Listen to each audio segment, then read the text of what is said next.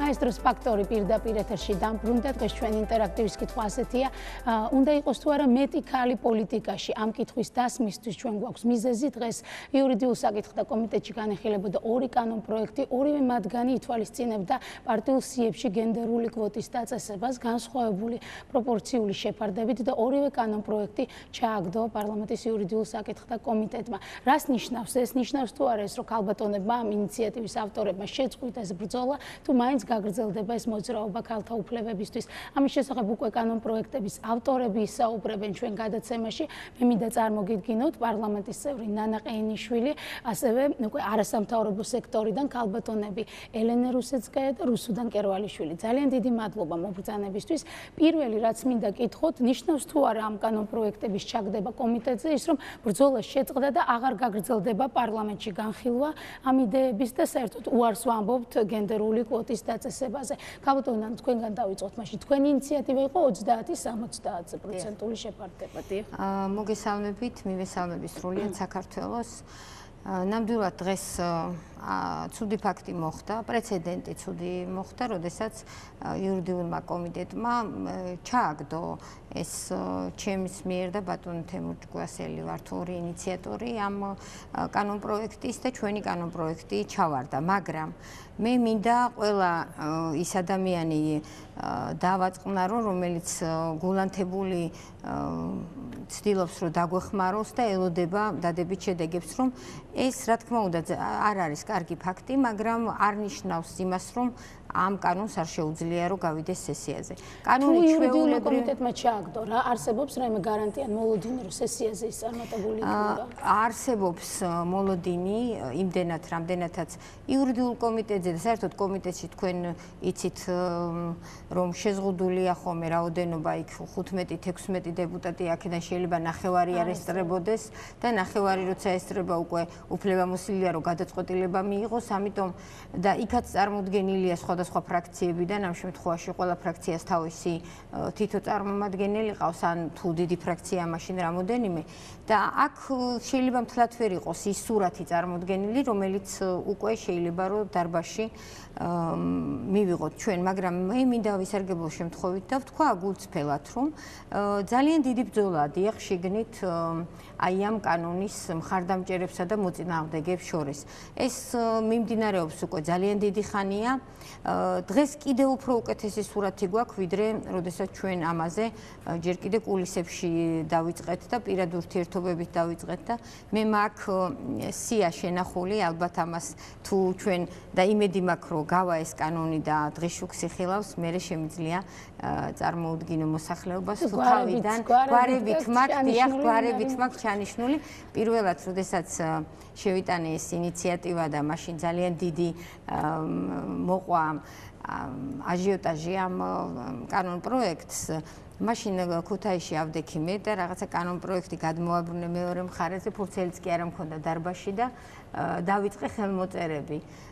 რომ მე მაინტერესებს მეთქი, მე ვთხარი რაღაცა თითქოს მამაკაცებზე ვცდილობდი რომ ესეთი ფორმით მიმეხვედრებინა რომ უნდა გაეკეთებინათ, როდესღაც ამ სიას აუცილებლად გამოვაქვეყნებ მეთქი და აღარ იქნებით მე სასურველი კანდიდატები შემდეგი არჩევნებისთვის, იმიტომ რომ მოსახლეობის ნახევარი რომ ამომრჩეველი უმრავლესობა ქალბატონია. დიახ, მოსახლეობის ნახევარზე მეტი მე მინდა ოფიციალური მონაცემები ვთქვა, რომ მთლიანად უცხოეთში მცხოვრები ქართველები საქართველოშიც 2.500.000 არის ქალბატონი და 2.100.000 არის მამაკაცი. ესე იგი 400.000-ით უფრო მეტი ქალია საქართველოს მოქალაქე ვიდრე მამაკაცი. მიუხედავად ამისა, დღევანდელმა დღემ გვაჩვენა ჩვენ, რომ ძალიან ეწინააღმდეგებიან უბრალო პრინციპს, თანასწორობის პრინციპს. რა არის ამ წინააღმდეგობების მიზეზი? ამაზე მინდა რომ ვისაუბროთ, მაგრამ სანამ ამაზე გამცემთ პასუხს, თქვენ რას აპირებთ? ანუ არასამთავრობო სექტორი როგორ აპირებს ბრძოლის გაგრძელებას? ელენე, თქვენგან დავიწყოთ. დიდი მადლობა პირველ რიგში ეთერში მოწვევისთვის. ძალიან მნიშვნელოვანია ის, რომ უთმობთ ამ თემას. თქვენს ეთერს. მე მინდა გითხრათ, რომ ბრძოლა ამ კუთხით დაწყებულია 20 წლის წინ განსაკუთრებულად და დღეს ჩვენ რაც დავინახეთ პირადად ჩემი ორგანიზაციის სახელით ვლაპარაკობ თუნდაც, მე ვფიქრობ, რომ სამარცხვინო არის, იმიტომ რომ წინააღმდეგობა არის პრინციპზე. თქვენ ქალთა საინფორმაციო ცენტრს წარმოვადგენ ქალთა საინფორმაციო ცენტრს და ასევე წარმოვადგენ ჯგუფს, დროებით ჯგუფს Task Force ჯგუფი ქალთა პოლიტიკური მონაწილეობისთვის, რომელმაც შეიმუშავა მეორე ვერსია კანონ პროექტის და რომელიც ფაქტიურად საერთოდ არ განხილულა დღეს სადაც 50-50 იყო საუბარი. შესაბამისად, ბრძოლა ახლა იწყება. და დაიწყება ალბათ ძლიერი ბრძოლა, იმიტომ რომ ქალთა ორგანიზაციები და ქალთა მოძრაობა ნამდვილად ვერ დააკმაყოფილებს ის, რაც დღეს მოხდა პარლამენტში, განსაკუთრებით ის, რომ როდესაც მოხდა პირველი ვერსიის განხილვა, მეორე ვერსიას განხილვა საერთოდ არ მოყოლია და ფაქტიურად დისკრიმინაციულად ვიგრძენით თავი, იმიტომ რომ ჩვენი წარმომადგენელი, რომელიც გამოვიდა და წარმოადგინა ეს კანონ პროექტი, შეწყდა ზოგადად და შემდეგი საკითხის განხილვა დაიწყო, ფაქტიურად დისკუსია არ მოყოლია. ამიტომ მე ვფიქრობ, რომ ეს არის რაღაცა ინდიკატორი დემოკრატიის ქვეყანაში და ასევე დისკრიმინაციის, რომელიც ჩვენ დავინახეთ, იმიტომ რომ რატო არ ხდებოდა დაუშვათ რეგლამენტი სხვა საკითხებთან მიმართებაში ან სხვა გამომსვლელებთან მიმართებაში და რატო მოხდა ეს მაინც და მაინც ჩვენს შემთხვევაში. ასევე არგუმენტები, რომელიც მოვისმინეთ, ცოტა არაკვალიფიცირებულად მეჩვენება, მინდა გითხრათ და განსაკუთრებით არგუმენტი. რა მთავარი არგუმენტი? სხვადასხვა არგუმენტები შენიშვნებია თუ ზოგადად პრინციპი არის? როგორც უკვე გითხარით, ჩვენ კანონ პროექტთან ვერანაირი არგუმენტი ვერ იქნებოდა, იმიტომ რომ განხილვა არ მოხდა, თუმცა წინა ვერსიასთან დაკავშირებით, როდესაც მოიშველიეს კონსტიტუცია და რომ თქვეს, რომ კვოტები ზოგადად დისკრიმინაციულია, ნუ ეს ნიშნავს, რომ უბრალოდ არ ვიცით, რომ საქართველოს აქვს მოწერილი ხელი რატიფიცირებულია სიდო კონვენციის, რის საფუძველზეც იყო მიღებული კანონი გენდერული თანასწორობის, ოჯახში ძალადობის და სხვა კანონების და თუ არ იყო რატიფიცირება საჭირო, რატომ მივიღეთ საერთოდ, ან რატომ არ მოხდა რომელიმე მუხლის დათქმა. ამიტომ მე ვფიქრობ, რომ აქ ძალიან ბევრი პრობლემა არის და საჭირო არის ვფიქრობ ბრძოლა და ჩვენ მაგალითად თქვენ ძალიან ძლიერი ლობისტი ყავს იუსტიციის მინისტრის სახით. დღეს მამკვეთრი განცხადებები გააკეთა. ვინ არიან მოწინააღმდეგები და რატომ ქალბატონ რუსუდან? თქვენ რას ფიქრობთ აი ოფიციალური განცხადებების მიღმა რა დგას? რატომ მეწინააღმდეგებიან პარლამენტის წევრები, რომ პოლიტიკაში მეტი ქალი მოვიდეს? იუსტიციის მინისტრმა მოგესალმებით, ძალიან დიდ მადლობას გიხდით ამ საკითხის განხილვისთვის, მივესალმებით თქვენს მაყურებელს. იუსტიციის მინისტრმა გააკეთა სწორედ ის მესიჯები და ის განცხადებები, რომელიც ძალიან მნიშვნელოვანია. რადგანაც პარტიულ სიებს ადგენენ მამაკაცები, რომელიც დასხდებიან და სიას ადგენენ თვითონ და შემდეგ იწვევენ იმ ქალებს, რომელსაც ჩათვლიან საჭიროდ, რომ შეიძლება რომ სიაში იყვნენ წარდგენილი, შესაბამისად წინააღმდეგობა არის იმ პარტიის ლიდერებში სწორედ, რომელიც სიის შედგენისას თავისი მამაკაცური წესებით ხელმძღვანელობენ. ბარიერი არის სწორედ აი ამ სიის შედგენის პროცესში. სიაში თუ არ იქნა ქალი შესაბამის ადგილას წარდგენილი, თავისთავად ცხადია, ის ვერასოდეს ვერ მოიპოვებს გამარჯვებას. აი ესე მაგალითად. რატომ არ სვამენ სიებში ქალებს? რა გადაულახავი ბარიერი არსებობს? რატომ იწუნებენ ქალბატონებს და რატომ არიან მამაკაცები ძირითადად სიებში? აქვს ამას რაიმე ახსნა? კი არ იწუნებენ ამ შემთხვევაში მე ვფიქრობ აქ ფსიქოლოგიური მომენტიც მუშაობს მე გეტყვით დიახ მამაკაცებს ჭკვიანი ქალბატონების რაღაცა მე მგონი კონკურენცია, ჩვეულებრივი კონკურენცია. შიში აქვთ და ამიტომ მათ ურჩევიათ, რომ ძალადობრივი მეთოდით გადაწყვიტონ, ხელი არ შეუშალოს მათ არავინ და დაჯდეს და ჩაწეროს ვინც თვითონ უნდა.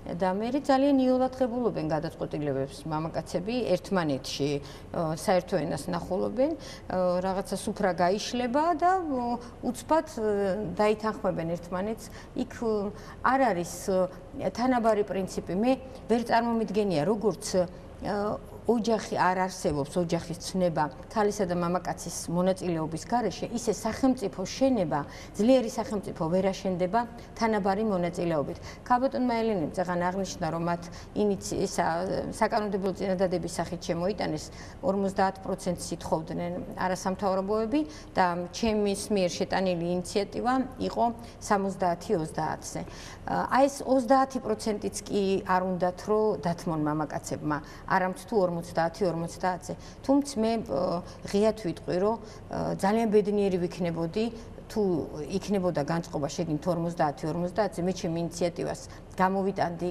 ზარზე იმით ასე ვიტყოდი და მიულოცავდი ყველა იმ ადამიანს ვინც ხო როგორც დავინახეთ ამის განწყობაც არ არის 30-ის არა 30-ის განწყობაც არ არის 30%-ის განწყობაც არ არის ამიტომ ჯობია მოვითხოვოთ მეტი ხო ну გარდა ამ ფსიქოლოგიური განწყობისა რომ მამაკაცებს უფრო ადვილად შეუძლიათ საერთო ენა გამონახონ და ურჩევნიათ კომუნიკაცია ერთმანეთში კონდეთ ადამიანები რომლებიც ზოგადად არიან გენდერული თანასწორობის მომხრეები ისინიც კი ხშირად ეწინააღმდეგებიან კვოტებს იმიტომ რომ მიიჩნევა რომ ესეც დისკრიმინაციის გარკვეული ფორმა არის. აი თქვენ რას ეტყობთ? სხვადასხვა ფენა საზოგადოების რაც შეეხება პარლამენტში და პოლიტიკოსებში, აქ ფაქტიურად ძალაუფლებაზეა საუბარი და ძალაუფლების დათმობა არ სურთ პოლიტიკოსებს და შესაბამისად, როდესაც ქალები მოვლენ კრიტიკული მასით, ჩვენ მინდა რომ მაყურებელს განუმარტო, რომ როდესაც ვსაუბრობთ 50%-ზე, ჩვენ არ ვსაუბრობთ ნახევარზე. ეს არის პროპორციული სიის ნახევარი, სადაც სულ არის ლაპარაკი 150 კანდიდატიდან 38 ქალზე. ეს არის ძალიან ცოტა, მე ვფიქრობ.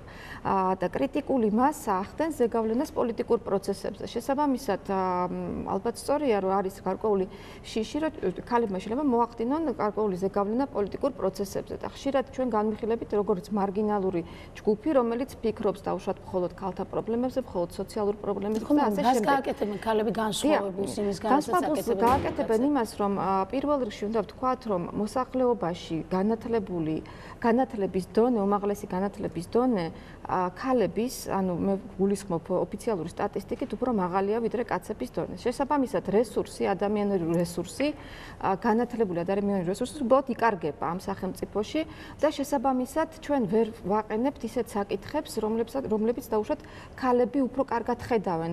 არ დავარქმევ ამას ქალურ საკითხს, მაგრამ რომელიც უფრო მეტად აწუხებს დაუშვათ ქალს, ხედავს ამ პრობლემას და მამაკაცი ამას უბრალოდ ვერ ხედავს. ეს არ ეწინააღმდეგება თანასწორობის პრინციპს, ის რომ ქალებს აქვთ თავიანთი გარკვეული საკითხები, კაცებს თავიანთი გარკვეული საკითხები. თუ ამბობთ, რომ არის თანასწორობა, რატომ უნდა გავმიჯნოთ? ჩვენ არ მიჯნავთ ქალის და კაცის საკითხებს, ჩვენ მიჯნავთ ხედვას. უბრალოდ არის ისეთი რაღაც, ანუ არის მაგალითად ერთ-ერთ პარლამენტში, რომელიღაც ევროპის ქვეყანაში საბავშვო ბაღი მდებარეობს ისეთ ადგილას, სადაც და პარლამენტი, სადაც პარლამენტში მივა პარლამენტარი უნდა გაიაროს საბავშვო ბაღის ეზო თუ სკოლა, იმისთვის რომ იფიქროს იმ პრობლემებზე, რა აწუხებს საბავშვო ბაღში თუ ასე ვთქვათ სკოლაში ადამიანს. ჩვენ შემთხვევაში აი ამ კუთხით ძალიან ბევრი არის გასაკეთებელი და საფიქრი. მათ შორის უამრავი საკითხი, ყოფითი საკითხი, რომელიც თქვენით რომ უმრავლესობა მამაკაცები არიან, მათ შორის არ არის საუბარი მხოლოდ პარლამენტზე, საუბარი არის გადაწყვეტილების მიღებებზე და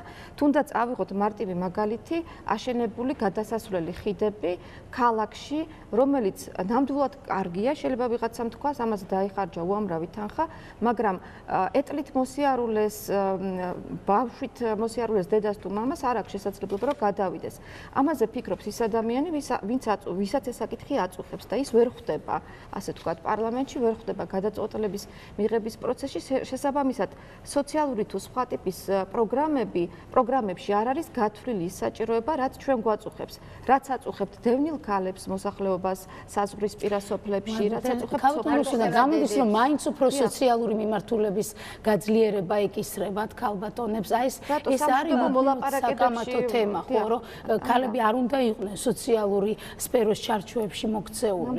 არა, რა თქმა უნდა, არ უნდა იყვნენ. ქალები უნდა იყვნენ ყველა სფეროში აბსოლუტურად განაწილებული და რაც ყველაზე მთავარია, ამომრჩევლის ხმა არ არის გათვალისწინებული იმ პირობებში, რომელშიც ჩვენ ახლა ვიმყოფებით. მაგალითად 2014 წლის ადგილობრივი თვითმმართველობის არჩევნებში 1,100,000-მა ქალმა ამომრჩეველმა არ მიიღო მონაწილეობა. დამეთანხმებით, რომ საქართველოსთვის ეს არის უზარმაზარი, დაკარგული რიცხვი ადამიანებისა, რომელიც ცხოვრების ყველა სფეროში მონაწილეობს. თავისთავად ცხადია, როდესაც მათი ხმა არ არის ასახული არჩევნებში, მათ არ აყავთ შესაბამისად ისინი, ესე იგი არ არ ირჩევენ თავიანთ წარმომადგენლებს და ეს ეხება მოსახლეობის ძალიან დიდი ნაწილი ისევ გაეროს მოსახლეობის განწყობის კვლევიდან გამომდინარე ამბობს რომ ზოგადად პოლიტიკა მიაჩნია რომ ბინძური საქმეა და არ მოსწონს პოლიტიკური პროცესი, მაგრამ ასევე მიიჩნევს რომ ქალის საქმე არ არის პოლიტიკა. აი აქ ხომ არ არის მთავარი პრობლემა და არა დაუშვათ კვოტებში და პრობლემა ამ სტერეოტიპებში სწორად, რომელიც ვრცელდება, რომ ქალის საქმე არ არის პოლიტიკა, რომ პოლიტიკა ბინძური საქმეა და ასე შემდეგ. მიუშვან ქალები და არ იქნება ბინძური საქმე, ასე თქვა პოლიტიკა. NDI-ის კვლევებით მინდა შეგახსენოთ ეს ძალიან ბოლო კვლევებით 68% გამოკითხული მოსახლეობის მხარს უჭერს ქალთა პოლიტიკურ თანაბარ მონაწილეობას, რაც თავისთავად ციფრებით რომ მიუდგეთ, სწორედ კვლევები სასარგებლოდ ლაპარაკობს იმისა, რომ კვოტირება და სპეციალური დროებითი ღონისძიება, რომელიც მისცემს საზოგადოებას საშუალებას, რომ წარდგენილი იყოს სათანადოდ და წარმოდგენილი იყოს სათანადოდ კანდიდატები, რა თქმა უნდა, სუსხვალეები. საინტერესოა განსხვავებული პოლიტიკური შეხედულებები თუ განსაზღვრავს მამაკაცების განსხვავებულ პოზიციებს. ანუ ამ საკითხში დაუშვათ ქართული ოცნების და ნაციონალური მოძრაობის მამაკაცები თანამოაზრეები არიან ამ წინააღმდეგობაში ქალების მიმართ. სოლიდარულები არიან ნამდვილად. ყველა არა, მე ვიტყოდი რომ დღეს უფრო უკეთესი შედეგები გვაქვს ვიდრე დაუშვათ მაისის თვეში ან ივნისის თვეში და შესაბამისად როგორ მუშაობთ და როგორ ახდენთ ლობირებას ამ კანონ პროექტების ეგ მაინტერესებს რა პროცესია. გუნდის შიგნით, ხო? გუნდის შიგნით. გუნდის შიგნით თავიდან მართლა ძალიან პატარა პროცენტი იყო და დღეს ვამაყობ რომ გარკვეულწილად მოიმატა პროცენტმა და მე გეტყვით ძალიან მარტივად რომ თითქმის ყველა შეხვედრაზე ეს არის ინდივიდუალური შეხვედრა სადმე სესიის დროს საკომიტეტო მოსმენების დროს თუ ოთახიდან ოთახში მიწევს სიარული, საუბარი, თხოვნა, კანონის მოშველიება, სხვა ქვეყნების მაგალითები ევროპაში როგორ არის. მე მინდა შევახსენო მოსახლეობასაც და ჩემ კოლეგებსაც რომ თუ კი არაერთხელ დაამტკიცეს საქართველოს ქალბატონებმა თავიანთი სიძლიერე, როგორც ინტელექტუალური, ისე სოციალური საკითხების გადაწყვეტის დროს. ჩვენ ხო ვიცით დღეს რამდენი ქალბატონია საზღვარგარეთ წასული, რომლებიც ფაქტიურად გადაარჩინეს არა მხოლოდ თავიანთი ოჯახი, არამედ შეიძლება ახლოს ანათესაოც კი, იქედან თავიანთი გამოგზავნილი თანხებით, ხომ? თუ კი აი ამ დროს შეიძლება რომ ქალს მიეცეს დამოუკიდებლება, დატოვოს ოჯახი და წავიდეს, ხო, მამაკაცმა ამ დროს ხო მიცანება რომ წავიდეს, მაგრამ თურმე არ შეიძლება რომ მან მიიღოს გადაწყვეტილებ სერიოზულ გადაწყვეტილებებში მონაწილეობა. თქვენ პოლიტიკურ პარტიას წარმოადგენთ და ძალიან კარგად იცით რომ პარტიას ის შედგენის დროს თავის გარკვეული კრიტერიუმებით ხელმძღვანელობს. იქ არის სხვადასხვა მომენტი, დამსახურება პარტიის წინაშე და უშუალოდ რესურსები, რომელიც ამა თუ იმ პარტიის წევრმა ჩადო კამპანიაში და ასე შემდეგ. შეიძლება რომ ეს არ იყოს თავსებადი და უშუალოდ ამ კვოტასთან. თქვენ არ უტოვებთ პარტიას იმ არჩევანს, რომ თავად გადაწყვეტოს პირველი ნომერი ვინ იყოს და მეორე ნომერი. თვითონ პარტიის ინტერესებთან ხო არ მოდის წინააღმდეგობაში? არა, დღეს ზუსტად ეგ საკითხი დასვა ერთ-ერთმა ჩვენმა კოლეგამ და რასაც გავემიჯნები და მე პირდაპირ ვიტყოდი, რომ პირიქით არის ამ შემთხვევაში ის რაც თქვენ ბრძანეთ და კერძოდ რა ჩვენ არ ვამბობთ რომ ჩემ მიერ ინიცირებულ კანონში ჩვენ არ ვითხოვთ რომ მაინც და მაინც მაგალითად პირველ სამეულში აუცილებლად პირველი იყოს ქალბატონი ან აუცილებლად პირველი იყოს მამაკაცი ჩვენ ვამბობთ რომ აუცილებლად ამ პირველ სამეულშიც მეორე სამეულშიც და ასე შემდეგ ერთი მაინც უნდა იყოს განსხვავებული სქესის მაგალითად ქალთა პარტიამ დარეკა და პირიქით თქვა რომ მე მექნება პრობლემა იმაში რომ მამაკაცებს არ მოუნდებათ ქალთა პარტიაში შემოსვლა. დიახ, ასეთიც არსებობს. დიახ. ამიტომ ეს არ უნდა გავიგოთ ისე რომ მაინდამაინც კანონი არ ავალდებულებს მას რომ რიგითობა განსაზღვროს. ამიტომ ეს ალბათ დღეს ჩემი კოლეგის მიერ მოსახლეობის შეცდომაში შეყვანის მცდელობაც იყო და რაღაცა პიარის ერთ-ერთი ხერხიც გამოიყენა, როდესაც თქვა რომ აი ეს რიგითობა არ იქნება დაცული და დისკრიმინაცია შეიძლება პარტიისთვის და მამაკაცებს.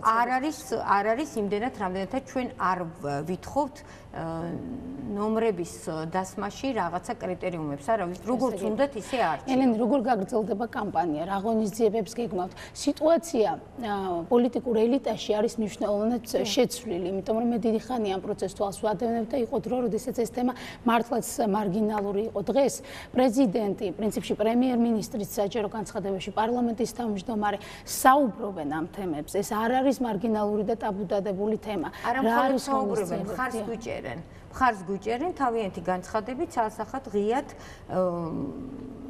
პრეზიდენტიც, პარლამენტის თავმჯდომარეც, პრემიერ-მინისტრიც, მე ვფიქრობ ეს უკვე საამაყოა, როდესაც ისინი ცალსახად ამბობენ, რომ დიახ ეს ამ კვოტის პრინციპს უნდა დაუჭიროთ მხარი.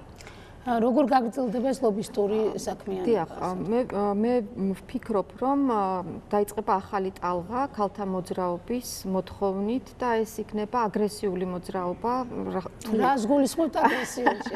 აგრესიულში ვგულისხმობ არა დაუშვათ დიალოგს, იმიტომ რომ დღეს ჩვენ ვნახეთ, რომ დიალოგი ვერ შედგა. პარლამენტში ვერ შედგა დიალოგი, იმიტომ რომ უბრალოდ კითხვაც არ დასმულ. საშუალება არ მიეცა აუდიტორიას, რომ მეორე კანონპროექტთან დაკავშირებით დასმულიყო კითხვა. ამიტომ თუ ჩვენ დაუშვათ ვერ მოგვისმენენ პარლამენტში და არ გვისმენენ პარლამენტში, მაშინ სხვა გზა არ რჩება, რომ გავიდნენ ქალები ქუჩაში და როგორც ეს მოხდა დაუშვათ იგივე ფემიციდის შემთხვევაში, ქალთა მკვლელობების შემთხვევაში, როდესაც გაუსაძლისი გახდა ის ფაქტები მკვლელობების და ქალებმა მოაწყეს აქციები, მე ვფიქრობ, რომ ეს მოძრაობა გადაინაცვლებს ქუჩაში და ქალთა მოძრაობა დღეს ბევრად უფრო ძლიერია, ვიდრე ბევრი წლის წინ იყო და ვფიქრობ, ამაზე უნდა დაფიქრდეს ხელისუფლება. თან ვფიქრობ იმასაც, რომ ჩვენს პარლამენტს და ჩვენს ხელისუფლებას აქვს ძალიან დიდი შანსი შევიდეს ისტორიაში ამ კვოტების მიღებით, მით უმეტეს, რომ 2 წლის ვადით მისცა სიდო კომიტეტმა რეკომენდაცია, რომ 2016 წელს უნდა მან მიიღოს კვოტები და გააკეთოს ყველაფერი იმისთვის, რომ ის სამარცხვინო პროცენტული მაჩვენებელმა აიწიოს. შეგახსენებთ, რომ გავიმეორებ დღეს მაინც და მაინც არ მოსწონდათ ამის გამეორება, რომ 1918-1921 წლებში პირველ დამოუკიდებელ რესპუბლიკაში 5 ქალი ყავდა და ეს 3% შეადგენდა და დღეს 12% არის და 21 საუკუნეში ასეთი ასე ვთქვათ ნელი ტემპი არადაკმაყოფილებელია და ჩვენ დავითვალეთ რამდენი წელი დასჭირდება საქართველოს აი ამ ტემპით რო იაროს კვოტების გარეშე საშუალო მაჩვენებელზე მივიდეს რაც ახლა მსოფლიოშია და დაახლოებით 44 წელი დაგჭირდება. თუ ჩვენ გვაქვს იმის დრო რომ 44 წელი ვიცადოთ რომ რაღაცა დემოკრატიულ მაშინ როდესაც სხვა ქვეყნები კიდევ უფრო განვითარდებიან დემოკრატიას რაღაცა მივუახლოვდეთ ამ პრინციპით, იმიტომ რომ ძალიან ბევრი. დიახ, ძალიან ბევრი არის და მე ვფიქრობ ამის დრო არ გვაქვს. შევეჯამოთ ჩვენი ინტერაქტივი, უნდა იყოს თუ არა მეტი ქალი პოლიტიკაში ასეთი კითხვა დავსვით. ჩვენ კონსერვატიული მაყურებელი ყავს პირდაპირ გეტყვით, ასე რომ ვფიქრობ რომ ეს შედეგიც ძალიან წარმატებულია. 1600-ზე მეტი ზარი არის. პრინციპში 49-51-ზე. ნუ ესეთი ბალანსი გამოვიდა. ქალთომოსუდან ხო არ შეაფასებთ საბოლოოდ ჩვენ მაყურებელს საუკეთესო მაჩვენებელი საზოგადოების განწყობისა და საზოგადოება პასუხს ჩვენს მაგივრად თითოს ცემს ამასთან დაკავშირებით. ეს არის ის რეალობა, რასაც საზოგადოება მოითხოვს და დღეს ჩვენი ხმა არ იყოს შესმენილი საერთოდ იურიდიულ კომიტეტზე, რომელიც ჩვენ მიგვაჩნია, რომ განსაკუთრებულად უნდა გამოირჩეოდეს სკრუპულოზურობით ასეთ საკითხებთან დაკავშირებით, ეს არ იყო სამართლიანი, ეს არ იყო ის დამოკიდებულება, რომელიც შეიძლება იმ საზოგადოების ნახევარს, რომელიც მოსულია ხმით, რომ 50%-ს წარმოადგენს ზოგადად საზოგადოების ხმისა, მისი ხმა უნდა იყოს შესმენილი და მის მიმართ უნდა იყოს გარკვეული კითხვა. ინტერაქტივთან დაკავშირებით. ძალიან ბედნიერი ვარ, მადლობა მინდა უთხრა მოსახლეობას, რომელთაც არ დაეზარათ დარეკეს და გვაჩვენეს, რომ 50% საქართველოს მოსახლეობას დიახ უნდა რომ ქალები მეტი ქალი იყოს პოლიტიკაში. ეს იქნებ ჩემი კოლეგებისთვის იყოს მაჩვენებელი. დიახ, მაჩვენებელი იმის. ავტონომურ სიას მაჩვენებთ, როცა გაასაჯაროებთ ვინ არის მომხრე და ვინ წინააღმდეგ. კი, დაგპირდებით აუცილებლად. მე მინდა ჩემ კოლეგებს უთხრა და დღევანდელი აი ეს თქვენ გადაცემას პირადად თქვენ გითხრათ დიდი მადლობა თქვენს კომპანიას, რომ აი ესეთი კითხვა დაისვა. ეს იქნებ იმ მამაკაცებისთვის და იმ პარლამენტის წევრებისთვის, რომლებიც ეწინააღმდეგებიან აი ამ კვოტირების საკითხს, მე ვფიქრობ, რომ ეს იქნება გადამწყვეტი, როდესაც შეხედავენ, რომ მოსახლეობის, აი ნახეთ, ეხლა უკვე 50%, 50-ზე, დიახ, 50% და აი პირიქით ეხლა უკვე 51 ჩვენია და 59 მათია. აი ასე გავიმარჯვებთ ჩვენ სესიაზე პირდები სრულიად საქართველოს. ნანა ყეინიშვილი, რუსუ დანკერვალიშვილი, ელენა რუსეცკაია, ძალიან დიდი მადლობა. თქვენ მაესტროს ფაქტორს უყურებდით, ჩვენ გვიდა მეტი ქალი პოლიტიკაში, მშვიდობიან ღამეს გისურვებთ.